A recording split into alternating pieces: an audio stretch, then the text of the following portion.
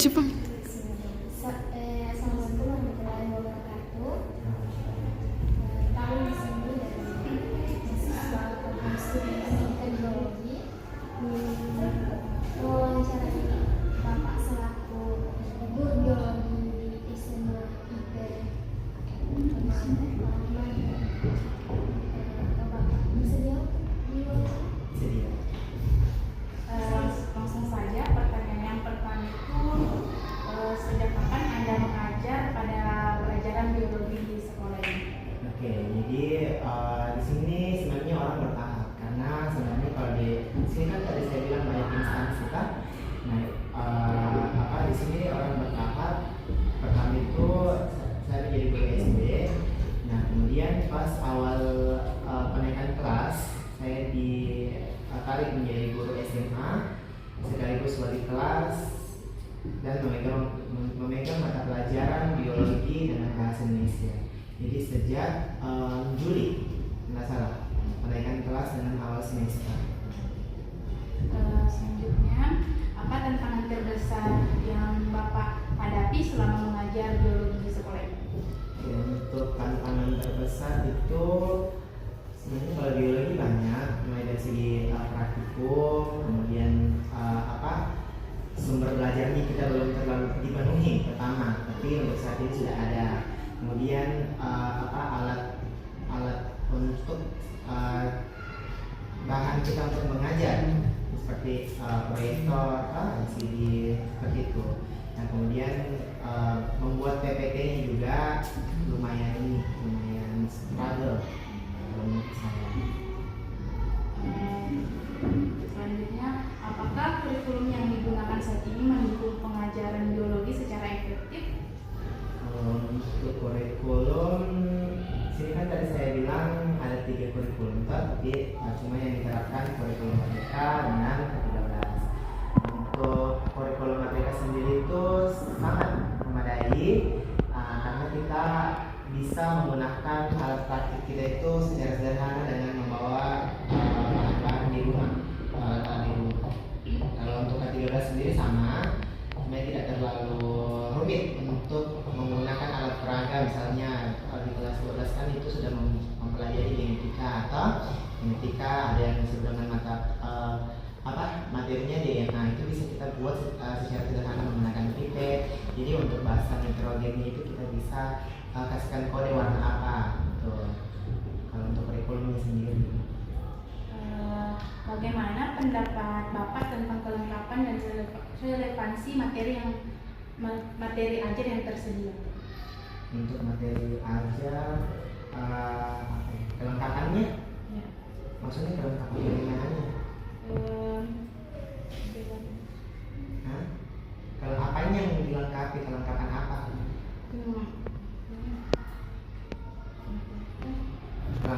Kelengkapan materi. Materi ajar yang diajarkan. Jadi mungkin maksudnya sumber materinya mungkin jadi untuk kelengkapan materinya itu cukup sih, terpenuhi karena semua kelas itu masing-masing punya buku. Tapi kalau misalnya juga kita kesulitan, kita bisa cari di internet, tapi sesuai dengan kurikulum dengan penerbitnya yang harus relevan.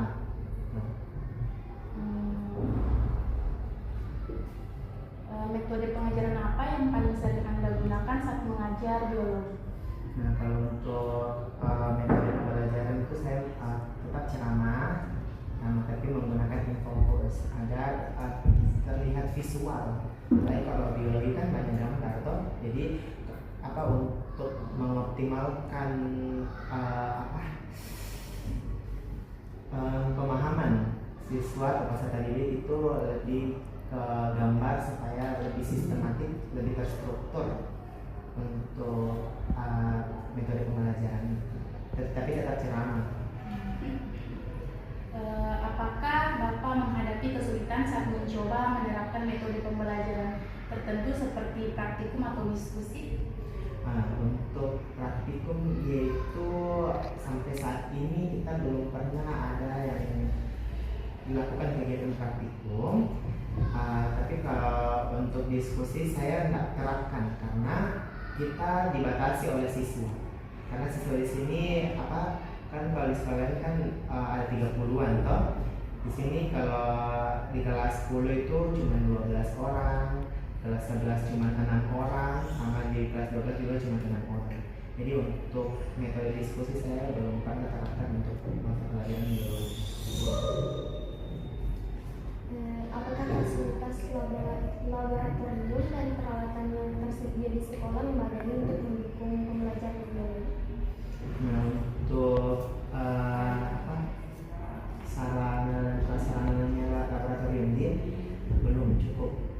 Nah, yang di laboratorium itu cuman bagian anatomi, cuman itu sih, cuman bagian anatomi sih. Apakah Anda sering mengalami kendala dalam mengakses alat dan bahan praktik? Kalau jawaban saya tidak karena tidak terlalu ke praktikum. Kalau ini model pembelajarannya. Apa saja kendala umum yang dihadapi siswa dalam memahami materi biologi? Masalah umum yang dihadapi oleh siswa dalam Memahami materi biologi. Kalau untuk saat ini belum ada, karena kalau misalnya menurut saya kalau kita sudah memaparkan secara visual PPT dengan penguatan teori itu mereka lebih mudah memahami.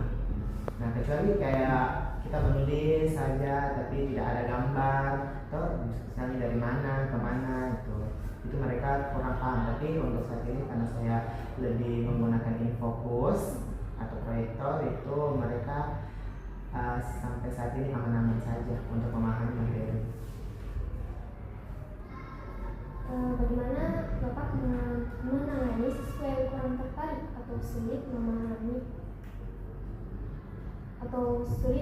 mata pelajaran biologi? Nah, untuk siswa yang kurang tertarik dengan mata pelajaran biologi, kalau untuk saat ini saya belum menemukan siswa yang kurang tertarik. Karena kalau misalnya ada siswa yang kurang tertarik itu pasti kalau misalnya hari ini mata pelajaran biologi mereka tidak datang atau tidak hadir dan berulang-ulang kali seperti itu. Tapi untuk sampai saat ini belum ada. Jadi untuk antusiasnya juga besar, karena kalau misalnya saya menyuruh untuk misalnya membawa alat peraga atau alat bahan-bahan praktik, itu mereka sangat antusias.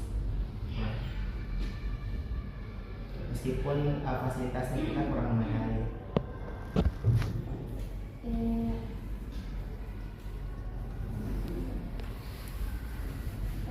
Apakah siswa di sini menunjukkan kalau dia itu sangat antusias terhadap praktikum dan eksperimen? Iya, sangat antusias karena dari segi motivasi mereka sendiri lebih cenderung lebih ke biologi, karena biologi kalau bisa dibilang kita belajar sambil bermain. Apalagi tidak hanya teori ceramah, tapi kita butuh bukti dari teori tersebut. Jadi mereka itu lebih antusias membawa alat peraga misalnya, meskipun kita tidak terlalu terfasilitasi, tapi mereka lebih semangat untuk pelajaran biologi sendiri.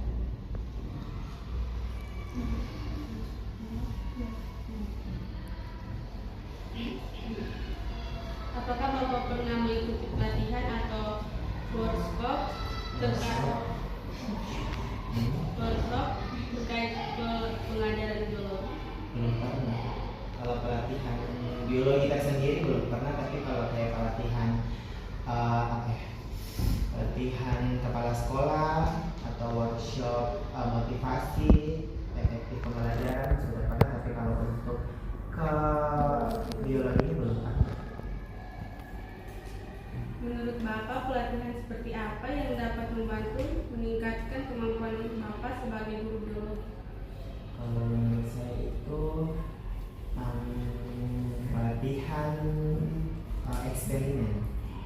Nah, kalau eksperimen sendiri itu kan di USN kan juga pengalaman kuliah saya, kita waktu zaman saya belum terlalu ke praktikum, kita belum terlalu ke praktikum. Jadi untuk pelatihan tersendiri, penguatan strategi untuk kita sebagai guru biologi itu lebih ke eksperimen atau pengenalan alat-alat mungkin, alat-alat yang lebih canggih, teknologi sekarang.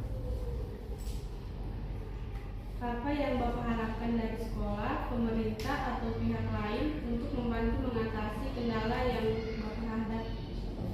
Oke, jadi pemerintah, sekolah, dan apa? Banyak ya, Bun. Dan lain. Hah? Dengan pihak lain. Pihak lain. Nah, kalau dari sekolah tersendiri itu, saya harap perbanyak siswanya dulu, sertanya meskipun juga kita memadai fasilitas ini itu, tapi kalau misalnya siswa kita sedikit kan lebih lebih turun semangat untuk mengajar. Nah, kalau untuk pemerintah lebih memfokuskan keluasan pembelajaran, fasilitas pembelajaran juga tuh. Kalau dari pemerintah kalau pihak lain saya kurang tahu. Solusi apa yang menurut Bapak paling efektif untuk meningkatkan kualitas mengajar biologi? Solusi apa yang menurut Bapak paling efektif untuk meningkatkan kualitas pengajaran biologi? Nah, jadi kalau menurut saya kualitas itu tadi lebih ke pelatihan gurunya, karena saya yakin juga pasti ada guru yang mungkin masih kurang terlalu memahami seluruh mata pelajaran biologi kita. Nah, jadi untuk mengefektifkan pembelajarannya, pengajarnya dulu, pendidiknya dulu sebelum kita ke proses pembelajaran, supaya kita lebih lebih enak kalau misalnya kita menjelaskan, lebih luas gitu. Nah, jadi itu saya solusi untuk efektif pembelajaran lebih berkualitas toh. Selanjutnya, bagaimana Bapak melihat peran teknologi dalam membantu pengajaran biologi? Nah, peran teknologi. Nah, kalau saya itu cukup cukup berperan karena lebih membantu proses pembelajaran mungkin dari segi proyektor misalnya, dari handphone misalnya, mereka juga bisa belajar mandiri di handphone atau mungkin sumber belajar dari YouTube dari internet itu kalau saya.